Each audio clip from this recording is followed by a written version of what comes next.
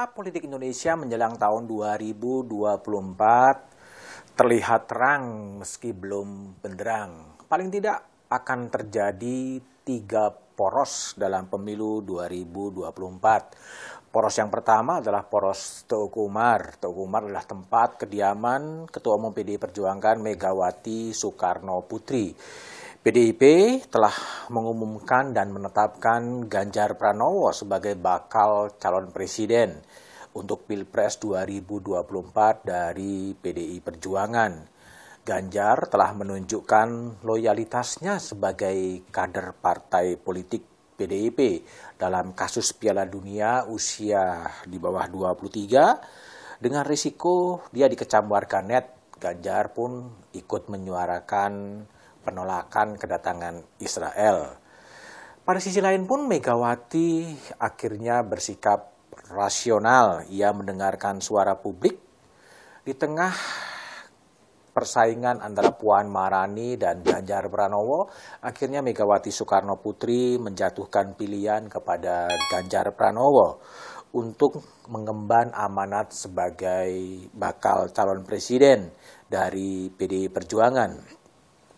Bertepatan dengan Hari Kartini, Megawati mengumumkan dan mengakhiri spekulasi siapa calon presiden dari PDIP.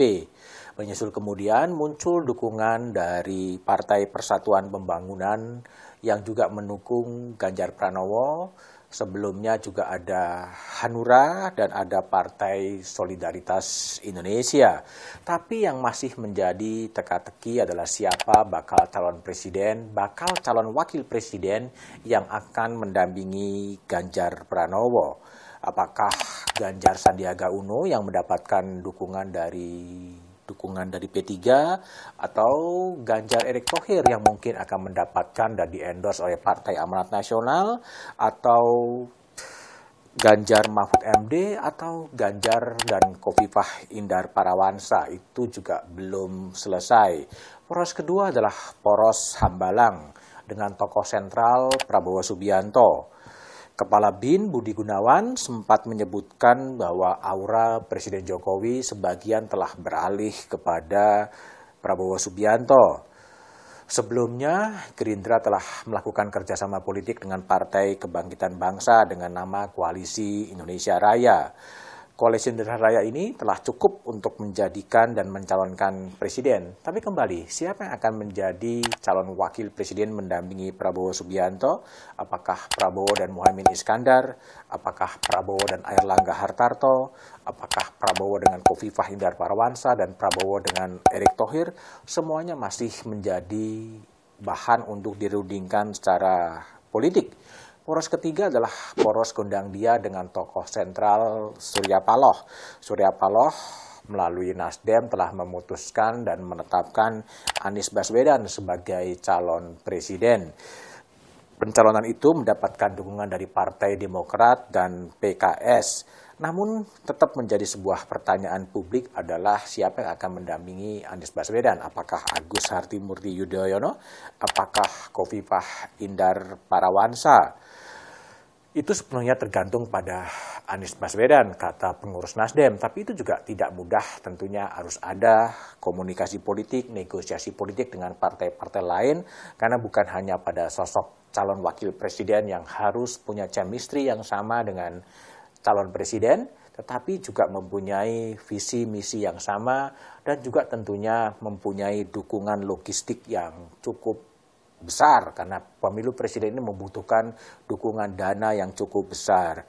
Semuanya itu sebetulnya masih belum pasti. Sejarah politik kontemporer menunjukkan bahwa kepastian siapa yang akan diajukan oleh partai politik dan gabungan partai politik menunggu setelah resmi KPU membuka pendaftaran pencalonan presiden, yaitu pada bulan Oktober dan November, sehingga semuanya masih bisa berubah, semuanya masih sangat dinamis, masih butuh negosiasi politik, masih butuh perundingan politik. Karena faktanya ada gium politik di Indonesia itu adalah tiada lawan dan kawan abadi selain kepentingan.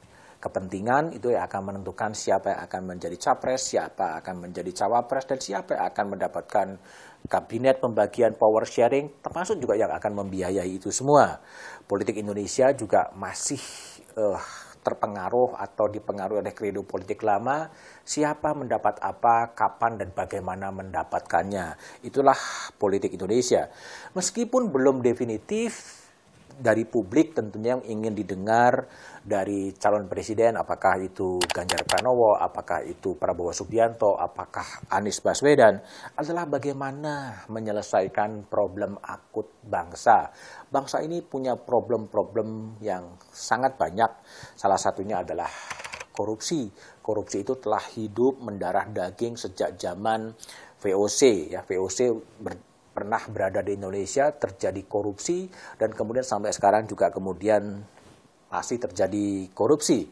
Seperti diakui sendiri oleh Mahfud MD, di udara, di laut, di darat, ada korupsi. Di eksekutif, di legislatif, di yudikatif, ada korupsi. Di pusat, di daerah, ada korupsi.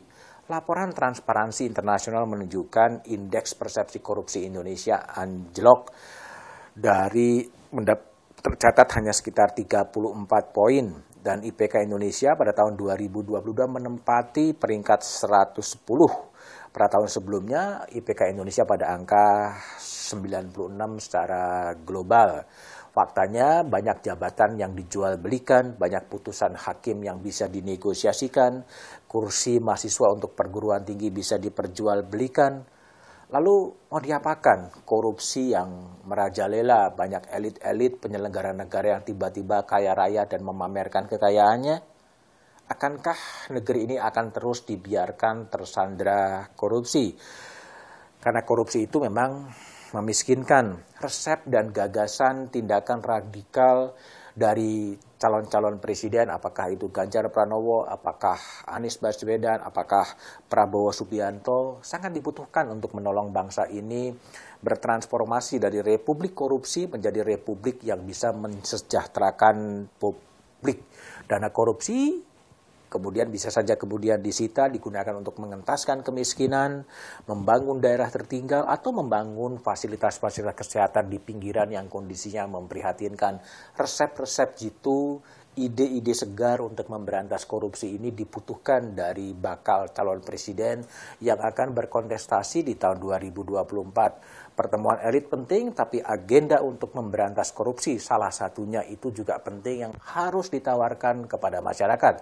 Meskipun publik juga tahu apa yang dikampanyekan kadang-kadang juga berbeda ketika mereka dalam kekuasaan. Tapi daripada nirgagasan sama sekali, gagasan itu layak kemudian diperdebatkan, mana yang lebih layak, pemimpin-pemimpin bangsa yang lebih layak, dan punya komitmen untuk memberantas korupsi di negeri ini.